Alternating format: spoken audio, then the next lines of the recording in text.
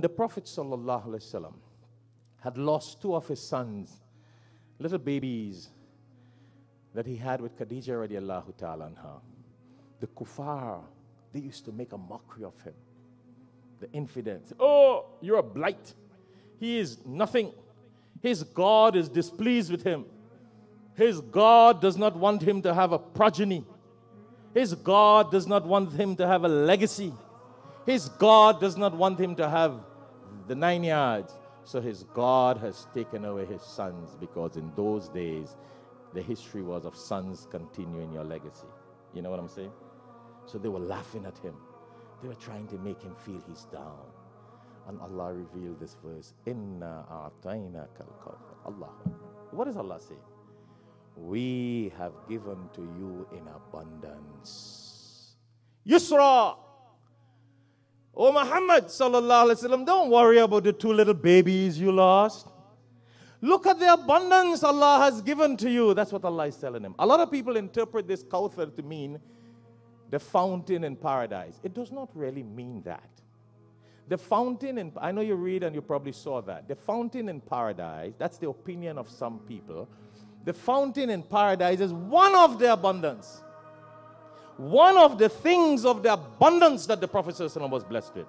You follow? Because the word Kawthar comes from kathara, meaning plentiful, great quantity, abundance and prosperity and wealth and success in great abundance. So Allah is telling the Prophet ﷺ, look at all the things I have given to you, and all the bounties and all the favors and the many things I have given to you. You're going to worry about these two little babies? I gave that to you, and they were my babies. I took them back. Inna lillahi wa inna ilayhi raji'un. You and your babies came from Allah, belongs to Allah, and you and your babies will return to Allah. So you don't lose what you never owned. How could you lose babies? Babies belong to Allah. So Allah just took back what belongs to Him. He could have taken them at 1 year, 2 years, 6 months, or 60 years. Like Brother Azad, he's 70 years. He's living on bonus right now. So, mashallah, you can get 70 years, 80 years, doesn't matter.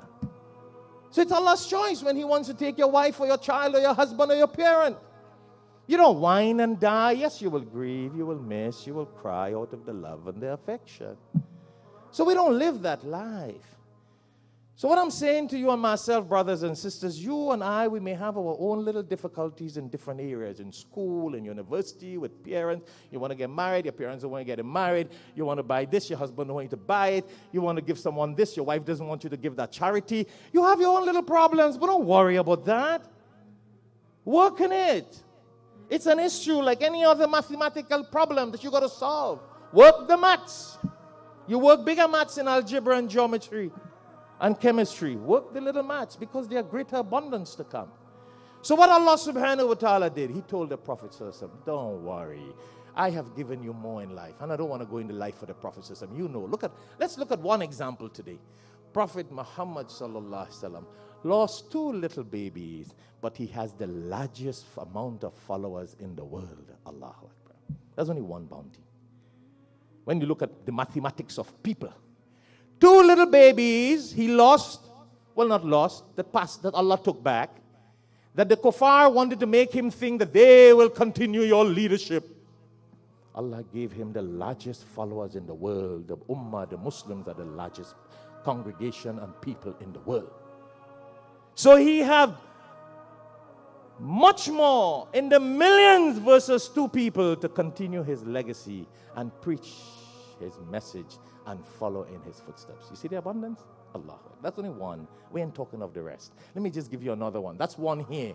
The one up there, Kawthar, where the Mufassirin speaks of Kawthar. You know what is Kawthar?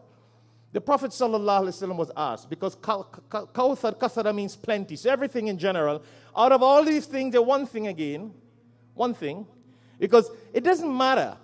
People spend millions and billions of dollars. Trump is spending so much. Hillary and the politicians are spending so much to get votes. Our Prophet ﷺ did not have to spend a cent to get a vote. Today he has the millions of followers in the world without spending a cent for that. That's abundance. That's prosperity. That's success. That's wealth. People spend millions for the love of the Rasul sallallahu alaihi wasallam and the path of Allah. So what was the one little two thing? You see, that's how we got to think. You may have one little difficulty, lose one thing, but look at the benefit. So out of all these things, before we conclude, inshallah, the Mufassirin have spoken about the Kawthar now, which is one thing, the well, the fountain, the river, the lake, whatever people want to call it in paradise.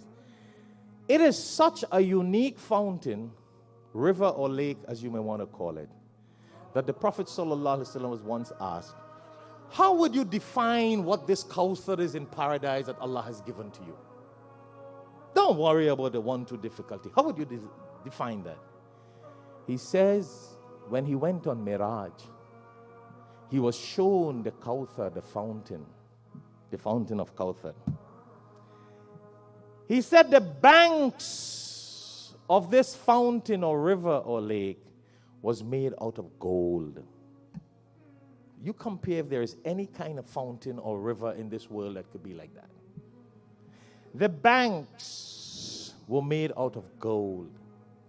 The rocks under the stream or the water that was running was made out of pearls. Could you imagine? Pearls. Gems and pearls. And the water that flowed in this Kawthar lake or river or fountain was whiter than the color of milk and sweeter than the taste of honey. Could you understand that definition? The mind cannot comprehend that. The surrounding of gold, the rocks underneath were pearls and gems. The water that ran was whiter than milk. Means so pure and so nice, a whole different thing. No need for bottled water up there. See?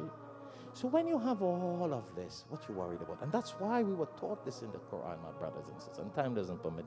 I wanted to share another example on another aspect in his life, but Allah permits us, we'll continue.